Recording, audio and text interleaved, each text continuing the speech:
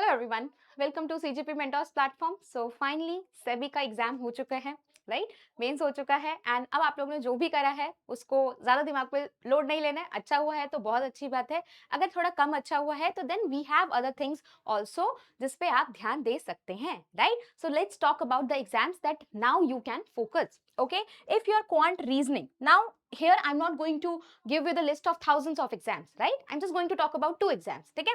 अगर आपका quant reasoning अच्छा है, अगर आपका क्वांट रीजनिंग अच्छा है everyone, then you should definitely focus on RBI assistant 2026 exam. Okay, application जो भरने की डेट थी already started, right? Now the last date to apply for this particular job is till 8th of March. The last date to apply for this particular post is till 8th March 2026. So now you have time. If you are really good in quant reasoning English, then I think this is the very good opportunity. Right now अब काफी बच्चे बोलेंगे कि ma'am इस exam पे हमारा शायद इतना इंटरेस्ट नहीं है, क्वांट रीजनिंग बहुत अच्छा नहीं है। पहली बात, इंटरेस्ट नहीं है, अगर रेगुलेटरी बॉडी में जाना है then why not RBI, right? RBI assistant के बाद भी you have a lot of opportunities inside the organisations to grow, right? Inside the organisation you have a lot of opportunities to grow.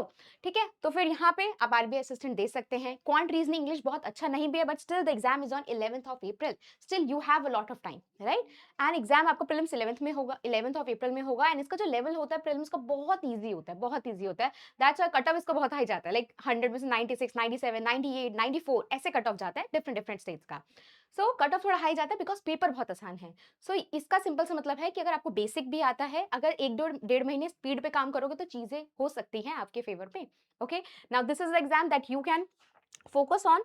Now if अगर आपको है कि नहीं नहीं हमें तो सिर्फ ऑफिसर वाला एग्जाम देना है, then RBI grade B 2026 is definitely going to come before May, और मई तक में तो आ ही जाएगा।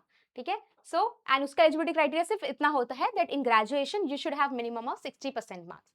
अगर 60% मार्क्स हैं, 30 इयर्स के एज अभी क्रॉस नहीं हुआ होगा मई तक, then you will be eligible for this particular exam. And there are high chances कि आरबीआई ग्रेड बी की जो नोटिफिकेशन है वो आपको मई में देखने को मिल सकती है।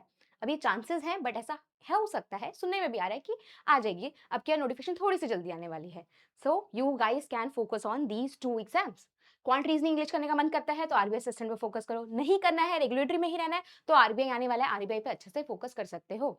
अगर इसी बीच कभी गलती से, वैसे आरडीआई की कोई इन्फॉर्मेशन नहीं है, अगर गलती से आरडीआई आ भी गया, तो अगर आप आरबीआई असिस्टेंट के लिए प्रिपेयर कर रहे होगे तो आप ऑलरेडी आईआरडीआई के लिए प्रिपेयर होगे, right? So these are the things that now you can focus. I know exam हो जाता है, अब हमें कंफ्यूजन होता है, क्लैरिटी नहीं होती है, right? So I think that clarity आप ला सकते हो अपनी लाइफ में bye focusing on these exams, because जब हमारे पास गोल होता है तो एटलीस्ट हमारे पास मोटिवेशन रहता है टू पुट मोर एफर्ट्स। अगर गोल अभी नहीं चूज करोगे तो फिर अपना एनर्जी इधर उधर वेस्ट कर दोगे, राइट? जब तक एटलीस्ट अभी का इंटरव्यू का रिजल्ट वगैरह नहीं आता है, तब तक एटलीस्ट आप लोग सोच सकते हैं कि क्या आपको इन एग्जाम्स के लिए प्रिपेयर करना है या नहीं करना है, राइट एवरीवन? चलो, in this video I just want to share this thing only. All the very best and always remember, सब बहुत अच्छा होता है। You just need to trust yourself. God bless you everyone.